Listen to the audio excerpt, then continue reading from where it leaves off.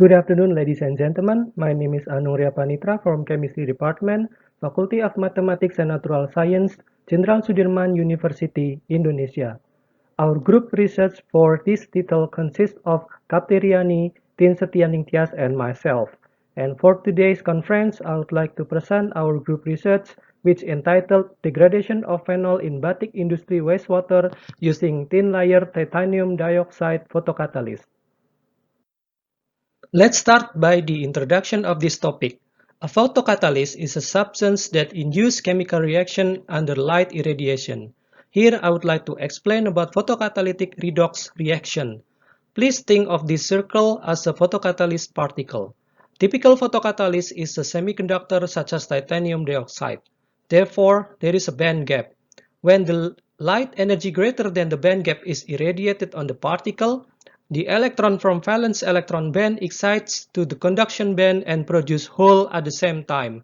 This charge then moves to the surface of the particle and react with air and produce radicals. These radicals react to decompose harmful substances such as phenol, split water to synthesize hydrogen, and kill bacteria. As you can see, photocatalysts are useful in various fields.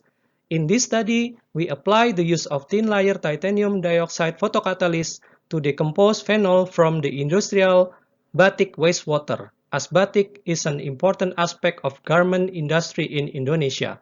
Therefore, the purpose of this research is to study the effect of pH and irradiation time on thin layer titanium dioxide photocatalyst activity in degrading phenol in batik industrial wastewater. The method for this research is first the preparation of the thin layer titanium dioxide. Thin layer titanium dioxide was prepared by dipping a glass plate into 15% of titanium dioxide suspension.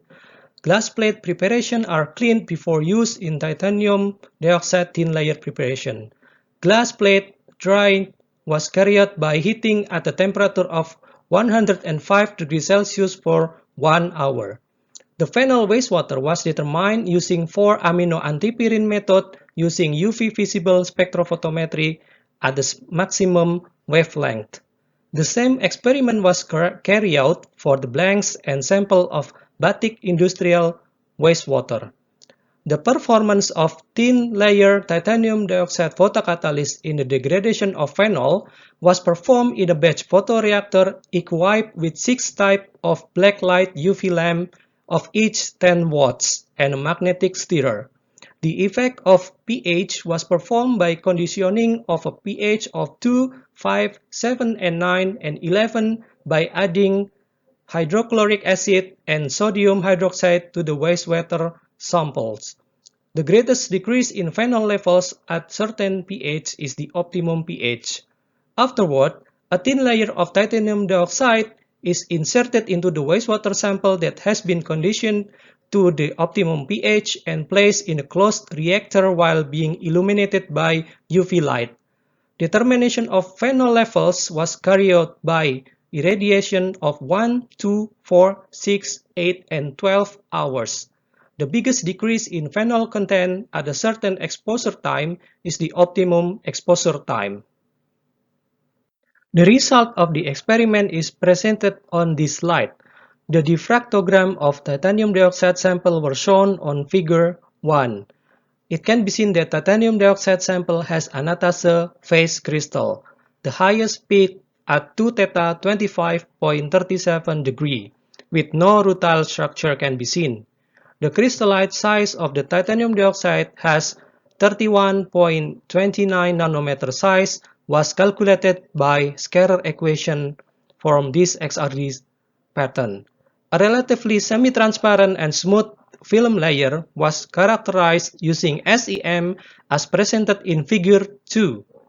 Compared to the crystal size measured by XRD analysis, the SEM image represents aggregation on the particle happened during the heating process. The film surface was rough. However, the titanium dioxide particle was shown to be attached well to the glass surface. Figure 3 shows that the highest reduction in phenol levels is at pH 11 at 40.41%, while Figure 4 shows that the largest percentage reduction in phenol content in batik industry wastewater occurred at 8 hours of irradiation time. Without LAMP irradiation, there was only 2.9% degradation occurred due to the inexistence of the photocatalytic activity. The decrease in phenol content at 8 hours irradiation time shows that the greatest values at 41.72%. The highest reduction in phenol concentration by photocatalytic performance is at pH 11 at 40.41%.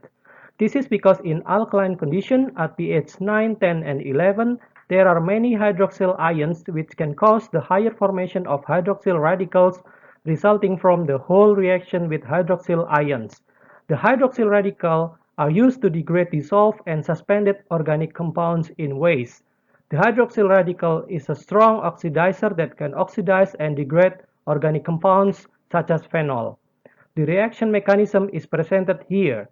The decrease in phenol level is proportional to the UV irradiation time.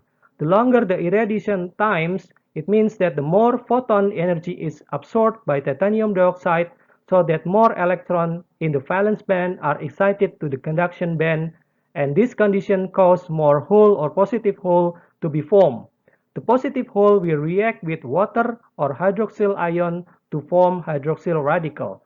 Hydroxyl radical is used to break down the phenol. This constant degree of percentage after 8 hours of UV irradiation can be caused by the abundant supply of hydroxyl radicals during the process, while the phenol concentration in wastewater is already reduced. So that's why hydroxyl radicals are difficult to degrade phenol because the amount of phenol is already small in the solution. To sum up, the pH of waste affects the photooxidation activity of phenol. The optimum pH was 11 with a reduction percentage of 40.41%. The time of exposure affects the photooxidation activity of phenol with the optimum irradiation time obtained at 8 hours with a reduction percentage of 41.72%. Thank you very much for your attention.